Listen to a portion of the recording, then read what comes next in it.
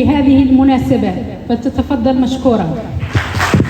أنا فخورة اليوم وأنا جئت لأحتفل معكم وبينكم بهذه الذكرى الغالية، ذكرى المسيرة الخضراء المضفرة.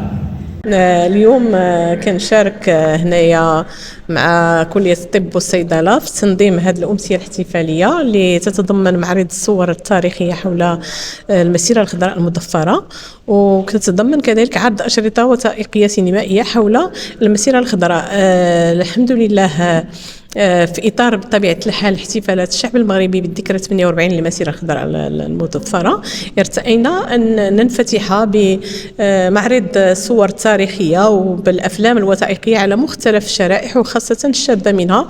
وبطبيعة الحال فكلية الطب تتضمن نخبة من الشباب اللي من حقهم ومن واجبنا عليهم أننا نخليوهم يطلعوا على فترة مهمة من تاريخ بلادنا ألا وهي المسيرة الخضراء المضفرة، ومن حقهم كذلك يوقفوا على الذاكرة المغربية التي تزخر من العديد من يعني المظاهر ديال التلاحم ما بين العرش والشعب، واللي كانت وتكون وستكون إن شاء الله اللي هي تفرد في النموذج المغربي لبلادنا.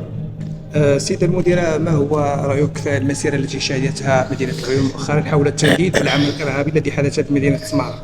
وهي بطبيعة الحال مسيرة اللي هي كبيرة وتضم حشود كثيرة ومواطنين اللي حجوا من مختلف أنحاء المدينة للتعبير بطبيعة الحال عن رفضهم لكل أذى ولكل ضرب يعني القيم الإنسانية أولا، القوانين الدولية ثانيا، لأن ما عندها حتى شي معنى أننا نمشيو للمدنيين. إلا كان عندنا شي حساب راه كاينين المسائل باش كيتصفوا، باش كيمشيوش الناس للمدنيين ويضربوا المدنيين في عقر دارهم ويقيسوا في الامن والامان ديالهم. وبالتالي فكانت المسيره كبيره وكانت معبره على التنديد ديالها الصريح بكل يعني ما من شانه ان يؤدي استقرار وطمانينه هذه المدن اللي تتعيش الحمد لله في احضان المملكه المغربيه في كل امن واستقرار وازدهار.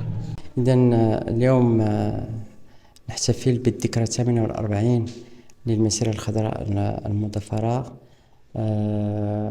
ومن خلال هذا اللقاء أطر وطلبة مدرسة العليا للتكنولوجيا بالعيون يقدمون لصاحب الجلالة الملك محمد السادس نصره الله أحلى التبريكات والتهاني بهذه المناسبة، وكذلك للشعب المغربي الوفي.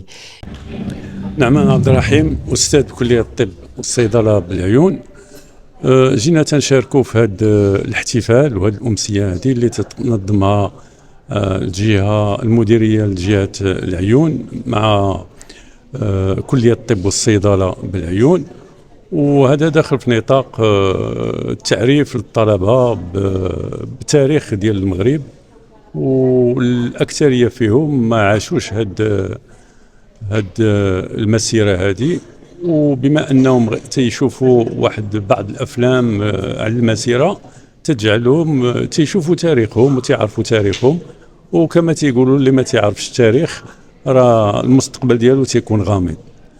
وفي هذا النطاق هذا تنحاول نشكر المديرية للتواصل بجهة العيون، وكذلك عميدة كلية الطب والصيدلة بكلية العيون، وتنتمنى مسيرة موفقة للشعب المغربي في هذا النطاق هذا. الأستاذ سعيد بن علي، أستاذ بكلية الطب بمراكش وكذلك بكلية الطب بالعيون. أنا الآن في الحقيقة جد سعيد بتواجدي بمدينة العيون في هذه المناسبة ديال المسيرة الخضراء المضفرة.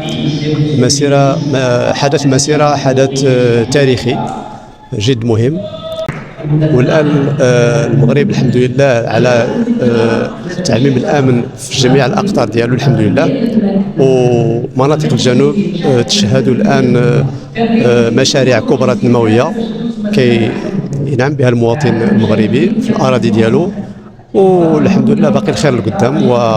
وشكرا، ونتمنى ان شاء الله كل التوفيق والتالق للمغرب تحت الرياده لجلاله الملك محمد السادس نصره الله. السلام عليكم.